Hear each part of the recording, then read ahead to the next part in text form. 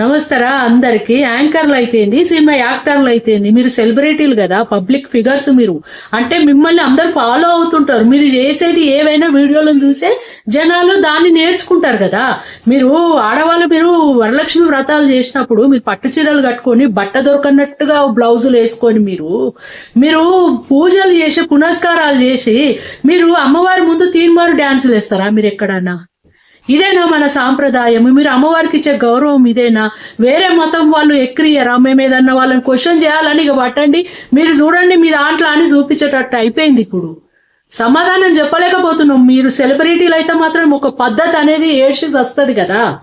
మీకు ఎగరడానికి తీన్మార్ డాన్సులకి ఇక మీకు దొరకలేదా? మళ్ళీ వీడియో చేయడానికి టైమే దొరకదా? సగం బట్టలు కాదు, మీరు మొత్తము పిక్నీల మీద డ్యాన్సులు చేయండి, వద్దంటలేము. కానీ మీరు వ్రతాలు చేసేటప్పుడు అలాంటి చిల్లరి వీడియోలు చేయకండి. వేరే మతం వాళ్ళు అడిగితే క్వశ్చన్ ఆన్సర్ చెప్పలేము మేము. కొంచెమన్నా ఉండాలేమని ఆలోచన. మీరు సెలబ్రిటీలు అయితేంది, మీరు గొప్ప వాళ్ళు అయితేంది, పెద్ద మేం చేస్తేనే కదా మీరు సెలబ్రిటీలు అయినరు.